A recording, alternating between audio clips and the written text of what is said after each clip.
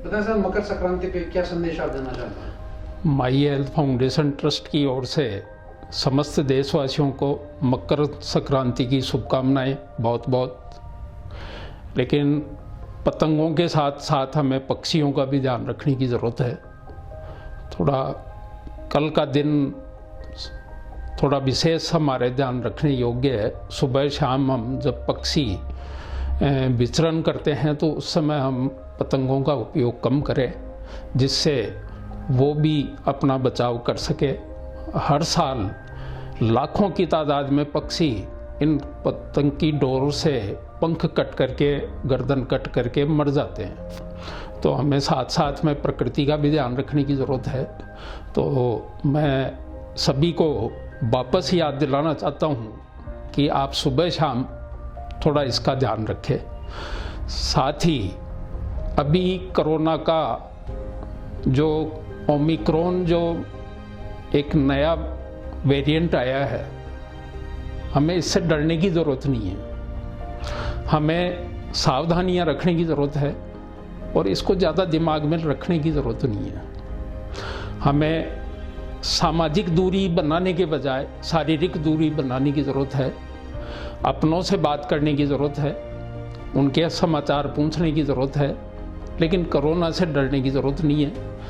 जिन भी साथियों के वैक्सीनेशन के फर्स्ट और सेकंड डोज नहीं लगे हैं, उनसे विशेष तौर से आग्रह है कि वो सरकार को सहयोग करें, साथ ही अपने परिवार को भी सहयोग करें। क्यों कि उस गलती का खामियाजा सरकार तो बाद में भुगतेगी, पहले हमारा परिवार भुगतेगा। तो मैं सभी से आग्रह करूंगा कि वो अपनी दोनों डोज कंप्लीट करें। और अभी जो बच्चों का वैक्सीनेशन और 60 से अबूल सीनियर सिटीजन्स का जो चल रहा है, इसमें भी वो आगे पहल करें। और अपने साथ साथ अपने अड़ोस पड़ोस, मिलने जुलने वाले, जो अपने संपर्क में जो भी लोग हैं, परिवार हैं, उनको भी इसके लिए आग्रह करें। क्योंकि हम बहुत सारी चीज़ों के लिए लोगों को आग्रह करते हैं, तो हम क्यों नहीं मिल करके इस अभियान को एक आग्रह के रूप में चारों तरफ इसकी जागरूकता बढ़ाएं। और माई हेल्थ फाउंडेशन आपसे ये उम्मीद करता है कि इसको 100% की तरफ हम लेकर के जाएं। क्योंकि कोरोना एक बहुत लंबी अवधि का, जैसा पीछे वैज्ञानिक भी बोल रहे हैं, साइंटिस्ट भी बोल रहे हैं, और जो इसके जो डॉक्टर्स हैं उनका भी ये मानना है कि ये लंबे टाइम तक हमारे साथ रहेगा। हमें हमारे धंधे करते हुए, हमें हमारी व्यवस्थाओं को मैनेज करते हुए इससे हमें मुकाबला करने की ज़रूरत है। साथियों, इसी के साथ साथ हम आज़ादी के 75 वर्ष का अमृत महोत्सव भी मनाने जा रहे हैं। सभी, पूरा देश मना रहा है और हमें भी उसमें योगदान करने की ज़रूरत है। फाउंडेशन भी इसके लिए एक विशेष कार्यक्रम लेकर के आया है, जिसका पिछले वीडियो में भी जिक्र किया गया था।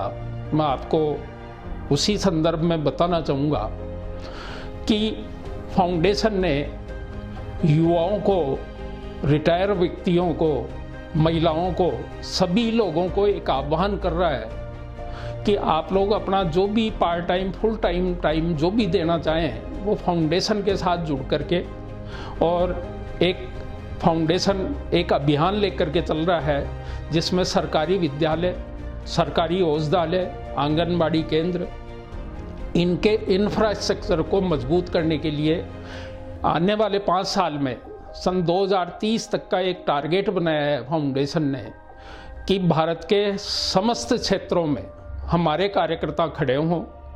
वो पार्ट टाइम घंटे 2 घंटे अपना टाइम डालें, किसी एक स्कूल को वो लक्ष्य बनाए, उनका जो भी उसकी रिक्वायरमेंट है उसकी लिस्ट बनाएं, उसका बजट बनाएं, और अपने साथ 10, 12, 15, 20, 25 साथियों का एक समूह तैयार करें और उनके साथ मिल कर के, और वो उसके लिए डोनेशन करें।